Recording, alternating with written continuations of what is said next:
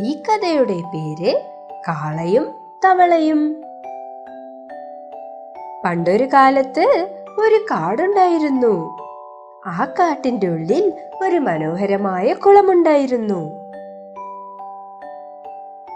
ആ കുളത്തിന് ചുറ്റി നിറയെ മരങ്ങൾ, പൂക്കൾ, ഇങ്ങനെ നല്ല മനോഹരമായ കാഴ്ചയായിരുന്നു.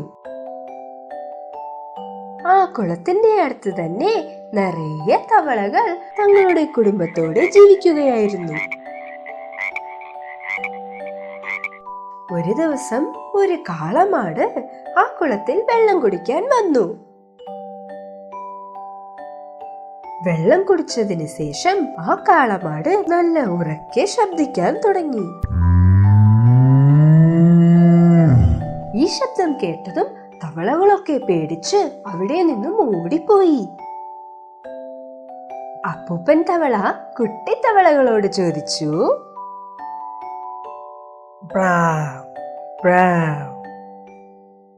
ഏയ് കുട്ടിത്തവളകളെ, നിങ്ങളൊക്കെ എന്തിനാണ് ഇങ്ങനെ പേടിക്കുന്നത്?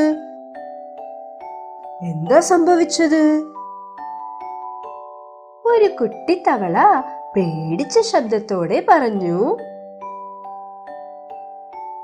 അപ്പൂപ്പ അപ്പൂപ്പ, ഞങ്ങളൊരു വലിയ മൃഗത്തെ കണ്ടു. ഓ, അത് ഭയങ്കര വലിയ മൃഗമായിരുന്നു. അത് വളരെ വലിയ ശബ്ദം ചെയ്തു. ആ കുട്ടിത്തവള പറഞ്ഞത് കേട്ട് അപ്പൂപ്പൻ തവളയ്ക്ക് ദേഷ്യം വന്നു. അത് ആലോചിച്ചു, ഞാൻ എന്റെ ടാലന്റ് ഒക്കെ ഈ ചെറിയ തവളകൾക്ക് കാണിക്കേണ്ട നേരം വന്നു. അപ്പൂപ്പൻ തവള ചെറിയ തവളകളോട് പറഞ്ഞു, ആ മൃഗം എന്റെ മുമ്പിൽ ഒന്നുമല്ല. എന്നെ കൊണ്ട് അതിനെവിടെ വലുതാകാൻ പറ്റും?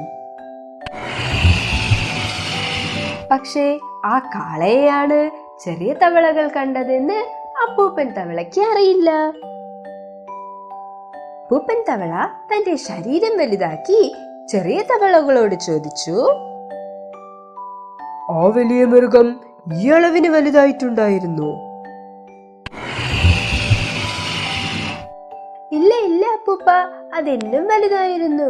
ഇല്ല ഇല്ല അപ്പൂപ്പ, അത് നിങ്ങളെ കാട്ടി എന്നും വലുതായിരുന്നു. അപ്പൂപ്പൻ തവള തന്നെ ഇന്നും വലുതാക്കി. അത് തന്നെ ഇന്നും വലുതായി, ഇന്നും വലുതായി, ഇന്നും വലുതായി കാണിച്ചു. പക്ഷേ കുട്ടിത്തവളകൾ പറഞ്ഞുകൊണ്ടേയിരുന്നു, ഇല്ല ഇല്ല അപ്പൂപ്പ, അത് ഇന്നും വലുതായിരുന്നു. അത് വളരെ ഭയങ്കരമായിരുന്നു. നിങ്ങൾ ഇന്നും ചെറുതായിട്ടാണുള്ളത്. കുട്ടിത്തവളകൾ പറയെ അപ്പൂപ്പൻ തവള അത് വെല്ലുവിളിയായി കരുതി. അത് തന്നെ ഇന്നും വലുതാക്കിക്കൊണ്ടേയിരുന്നു. ഇതിനു മേലെ വലുതാകാൻ പറ്റുകയില്ല എന്ന അളവിന് അത് വലുതായി. അപ്പൂപ്പൻ തവള കുട്ടിത്തവളകളോട് ചോദിച്ചു, ഇപ്പൊ പറയൂ, ആ മൃഗം ഈ അളവിന് വലുതായിരുന്നു?